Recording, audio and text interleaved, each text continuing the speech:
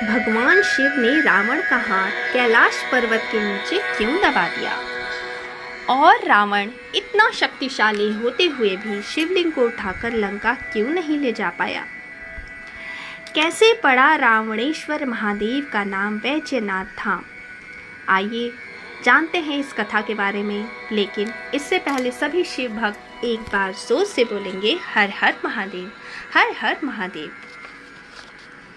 मेरे भोले भंडारी का पवित्र महीना सावन चल रहा है और मुझे बैजनाथ प्रभु का एक प्रसंग याद आ रहा है जो कि मेरे पिताजी मुझे सुनाया करते थे। एक समय की बात है जब रावण बल के मद में चूर था और उसने सोचा कि सारे देवी देवता तो हमारे बंदी हैं ही, तो क्यों ना महादेव को भी अपने महल में ले आऊं। महादेव कैलाश पर्वत पर ध्यान मुद्रा में बैठे थे।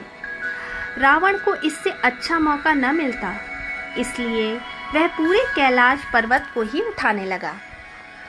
जब महादेव ने रावण के अहंकार को देखा तो अपने पैर के अंगूठे से उन्होंने कैलाश को दबा दिया। इससे उसका हाथ कैलाश के नीचे दब गया और वह दर्द से छटपटाने लगा। तभी नारद जी ने उसे सलाह दिया कि महादेव की आराधना करो। अब रावण का अहंकार नष्ट हो चुका था, तो वह पूर्ण समर्थन के साथ भोले की आराधना करने लगा। रावण एक प्रकांड विद्वान था और पांडित्य में माहिर था। उसने स्वयं रचित स्तोत्रों से शिव जी की आराधना की। इस पर भोले भंडारी प्रसन्न हो गए और उसके हाथ को छोड़ दिया और उसकी इस रचना से प्रसन्न होकर उसे चंद्रहास तलवार दे दिया और आज वही स्रोत शिव तांडव से प्रचलित है।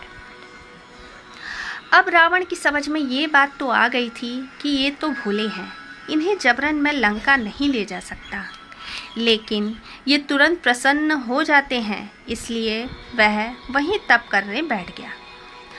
पर महादेव को प्रसन्न होता न देखकर वह एक एक करके अपने शीश को चढ़ाने लगा। यह देखकर सभी देवता परेशान हो गए कि महादेव से ये रावण न जाने क्या मांग लेगा। सब विष्णु जी के पास गए। इधर जब रावण अपना 10वां शीश काटने जा रहा था, तभी शिव जी प्रकट होकर बोले, रावण, मैं तुम्हारी भक्ति से अति प्रसन्न हूँ। ऐसी भक्ति आज तक किसी ने नहीं की और न करेगा। मांगो, क्या वर चाहिए? रावण बोला, प्रभु, मैं आपको लंका ले जाना चाहता हूँ, वहीं आपकी पूजा करूँगा। इस पर महादेव ने बोला, मैं कैलाश से कहीं नहीं जा सकता, पर मैं तुम्हें अपना एक स्वरूप ज्योतिर्लिंग के रूप में देता हूँ, जो साक्षात मैं ही रहूँगा। रावण इस पर मान गया और जब उसे ले जाने के लिए आचमनी करने लगा और इधर श्री हरि विष्णु ने वरुण देव को उसके शरीर में प्रवेश करने को बोल दिया और श्री गणेश को चरवाहे का रूप धारण कर वहाँ पर शिवलिंग को धारण करने के लिए भेज दिया। उस आचमनी के कारण वरुण देव पेट में प्रवेश कर जाते हैं और जब रावण ने उस शिवलिंग को धारण किया, तभी उसको शिवलिंग मिलने की सफलता के कारण अहम उत्पन्न हो गया और उस शिवलिंग का नाम रावणेश्वर शिवलिंग रख दिया। तभी वरुण देव उसके पेट में भरने लगे और उसे मूत्र लगने लगा, जो कि उससे सहन नहीं हो रहा था। वहीं चरवाहे के रूप में श्री गणेश आए थे। तभी रावण ने उस शिवलिंग को उन्हें देकर मूत्र त्याग करने चले गए, पर उसका मूत्र बंद ही नहीं हो रहा था। इधर चरवाहा चिल्ला रहा था, जल्दी आइए, मुझसे उठाया नहीं जा रहा है, मैं ज़मीन पर ही रख देता हूँ। और श्री गणेश शिवलिंग को वहीं पर रखकर अंतर ध्यान हो जाते हैं। जब रावण वापस आता है तो देखता है कि उसके साथ तो छल हो गया, पर उसे अपनी ताकत पर बहुत घमंड था। वह शिवलिंग को उठाने लगा। बहुत कोशिश करने पर वह शिवलिंग नहीं उठ पाया। इस पर शिव जी प्रकट होकर उससे बोलते हैं कि रावण, मैंने तुम्हें पहले ही आगाह किया था कि जब तक लंका नहीं पहुंचते तब तक कहीं भी ज़मीन पर इसे मत रखना, नहीं तो ये नहीं उठेगा। अब तुम कोशिश मत करो, लंका वापस लौट जाओ। इसके बाद रावण महादेव की वहीं स्थापना कर लंका चला गया। फिर सभी देवी देवता भी वहां आकर शिवलिंग को विधिवत स्थापित करते हैं, पूजा करते हैं और क्षमा याचना कर अपने अपने लोक को वापस चले जाते हैं।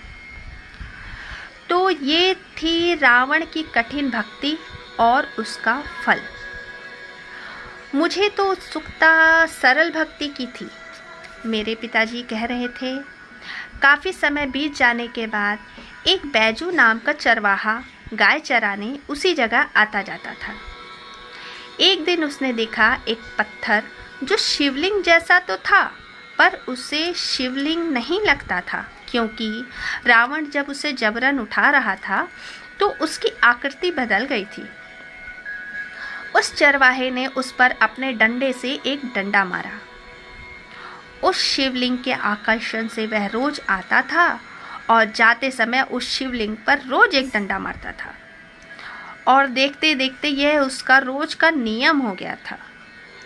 एक दिन बहुत आंधी तूफान आ रहा था। उस दिन उस चरवाहे ने डंडा नहीं मारा और गाय को लेके घर चला गया। और जब खाना खाने बैठा तो उसे याद आया कि अरे, आज तो वह उस पत्थर पर डंडा मारना ही भूल गया। तभी वह उठा और बिना खाना खाए डंडे को उठाया और वहां पहुंचकर उस शिवलिंग को डंडे से मारा। तभी भगवान भोले भंडारी वहां प्रकट हो जाते हैं और बोलते हैं कि मैं तेरी भक्ति से बहुत प्रसन्न हूँ, मांगो क्या वर चाहिए। इस पर वह चरवाहा बोला, प्रभु, आगे बैजू पीछे नाथ और आपकी परम भक्ति ही चाहिए। महादेव तथास्तु कहकर अंतर ध्यान हो गए। फिर बैजू वहाँ नियम से पूजा करने लगा और उस धाम का नाम बैजनाथ धाम पड़ा। सोचने वाली बात है कि जिस शिवलिंग को रावण ने कठिन भक्ति से प्राप्त किया, उसी को बैजू ने सिर्फ एक सरल नियम से प्राप्त कर लिया, जिसे हम आज बैजनाथ धाम के नाम से जानते हैं। मेरे पिताजी का कहना ये भी था कि भक्ति दो तरह से की जाती है, कठिन भक्ति और सरल भक्ति। कठिन भक्ति कठिनता से और देर से प्राप्त होती है और सरल भक्ति सरलता से और शीघ्र प्राप्त हो जाती है। और हम जैसे भक्तों को सरल भक्ति से ही भक्ति करनी चाहिए। उन्होंने कहा, सबसे कठिन भक्ति माता पार्वती ने किया, वो अर्धांगिनी बनी, और सबसे सरल भक्ति भस्म ने किया, जो शिवलिंग का श्रृंगार बना। उसके बाद रावण का जिक्र आता है। उसने अपने 9 सिर काट कर भेंट कर दिया था। उसे प्रभु का ज्योतिर्लिंग प्राप्त हुआ, पर उस पर बेल पत्र, भांग, धतूरा इत्यादि अपने समर्पण की भक्ति के कारण चढ़ाए जाते हैं।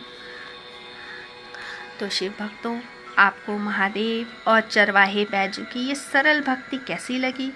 प्लीज़ कमेंट करके हमें ज़रूर बताएं और मेरे इस भोले भंडारी के चैनल को लाइक, शेयर तथा सब्सक्राइब करना ना भूलें। ओम नमः शिवाय, ओम नमः शिवाय, ओम नमः शिवाय।